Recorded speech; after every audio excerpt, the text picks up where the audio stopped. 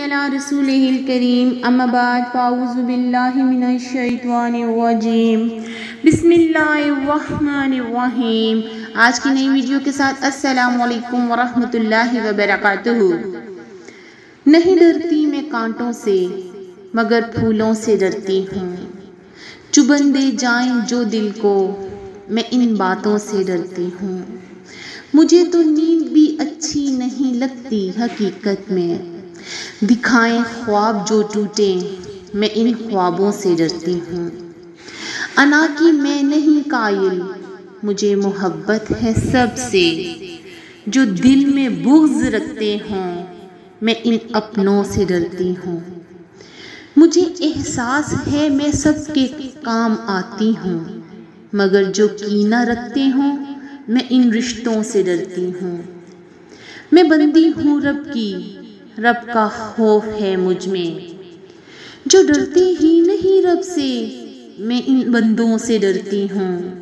عزیز سامعین، میں سچ میں اللہ کے ان بندوں سے بہت ڈرتی ہوں جو اللہ سبحانہ و تعالیٰ کا خوف اپنے دل میں نہیں رکھتے، جو اس دنیا میں اتنا دل لگا کر بیٹھ گئے کہ انہوں نے اپنے دل میں بغض، کینہ، چغلی تو عروج پہ رکھی ہے، لیکن اللہ کا خوف دل سے نکال دیا۔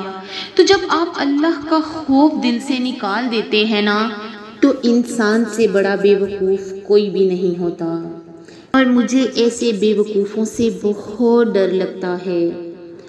ایک بادشاہ نے اعلان کیا کہ میری سلطنت میں جو سب سے بڑا بے وقوف ہو اسے پیش کرو۔ بادشاہ بھی بادشاہ ہی ہوتے ہیں۔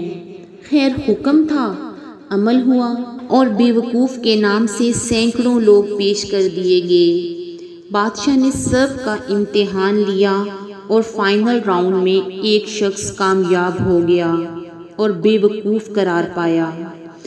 بادشاہ نے انعام کے طور پر اسے اپنے گلے سے ایک قیمتی ہار اتار کر اس بے وقوف کے گلے میں ڈال دیا۔ وہ بے وقوف یہ اعزاز پا کر بہت خوش ہوا اور اپنے گھر لوٹ گیا۔ عرصہ گزر گیا، وقت بیتتا گیا۔ ایک عرصے کے بعد وہ بے وقوف بادشاہ سے ملنے کے غرض سے اس کے محل کی طرف آیا۔ بادشاہ سے ملنے کے خیال سے آنے والا بے وقوف درباریوں کے پاس آیا اور عرض کیا کہ میں فلاں وقت کا بے وقوف ہوں، مجھے بادشاہ سے ملنا ہے۔ بادشاہ مرض الموت میں آخری وقت گزار رہا تھا۔ بادشاہ کو بتایا گیا۔ بادشاہ نے اذن ملاقات بخش دیا۔ بے وقوف حاضر ہوا۔ بادشاہ سلامت، آپ لیٹے ہوئے کیوں ہیں؟ بادشاہ مسکرایا اور بولا، میں اب اٹھ نہیں سکتا، کیونکہ میں ایک ایسے سفر پر جا رہا ہوں جہاں سے واپسی نہیں ہوگی، اور وہاں جانے کے لیے لیٹنا ہی پڑتا ہے۔ بے وقوف نے حیرت سے پوچھا، واپسی نہیں ہوگی؟ کیا ہمیشہ کے لیے وہیں رہنا ہے؟ بادشاہ بے بسی میں بولا، ہاں، ہمیشہ وہیں رہنا ہے۔ بے وقوف نے کہا، تو آپ نے تو وہاں یقیناً بہت بڑا محل، بڑے باغیچے، بہت سے غلام اور بہت سا سامان عیش عشرت کے لیے روانہ کر دیا ہوگا۔ بادشاہ چیخ مار کر رو پڑا۔ بے وقوف نے حیرت سے بادشاہ کو دیکھا۔ اسے سمجھ نہیں آئی کہ بادشاہ کیوں رو پڑا ہے۔ روتے ہوئے بادشاہ کی آواز نکلی، نہیں، میں نے وہاں ایک جھونپڑی بھی نہیں بنائی۔ بے وقوف نے کہا، کیا؟ ایسا کیسے ہو سکتا ہے؟ آپ سب سے زیادہ سمجھدار ہیں، اپنے وقت کے بادشاہ ہیں، آپ کو پتا ہے کہ آپ ہمیشہ وہاں رہنے والے ہیں، تو آپ ضرور انتظام کرتے یا آپ نے انتظام کیا ہوگا۔ بادشاہ نے کہا، آہ! اس کے لہجے میں بلا کا درد تھا۔ افسوس از حد افسوس کہ میں نے کوئی بھی انتظام نہیں کیا۔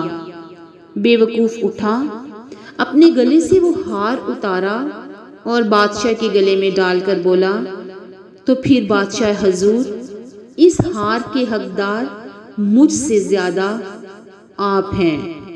اللہ اکبر کبیرہ۔ عزیز سامعین، اس واقعے سے کیا سبق ملا؟ انسان اس عارضی زندگی کے اونچے مقام پر پہنچنے کی ہر ممکن جدوجہد سے گریز نہیں کرتا، جو ہر ایک کے لیے لوہے کے چنے چبانے کے مترادف ہے، مگر دائمی زندگی کا اعلیٰ مقام جو بڑی آسانی سے نہ سہی مگر کوشش سے ہر کوئی پا سکتا ہے، لیکن وہ اس کے لیے کوشش نہیں کرتا۔ تلخ حقیقت، اپنی شاپنگ میں ہزاروں لگ جاتے ہیں، جب اللہ کے لیے دینا ہو تو ہم لوگ جیب میں سے سکے ڈھونڈتے ہیں۔ یہی انسان کی سب سے بڑی بے وقوفی ہے کہ جو ہمیں دیتا ہے جب اسے دینے کی باری آتی ہے تو ہم لوگ سکے ٹٹولنے لگتے ہیں یا اپنے گھر سے لوہے لیلن کی جوتیاں ڈھونڈنے لگتے ہیں۔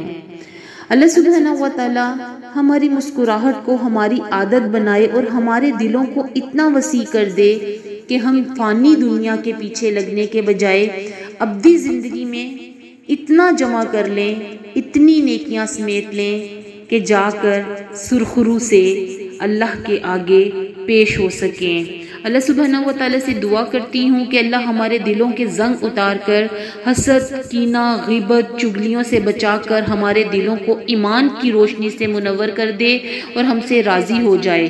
جہاں رہیں خوش رہیں، جو بھی کام کریں اس میں آپ کو ڈھیر ڈھیر کامیابی حاصل ہو۔ کامیابی ہم سب کے قدم چومے، اس دعا کے ساتھ اجازت دیجیے گا۔ السلام علیکم ورحمۃ اللہ۔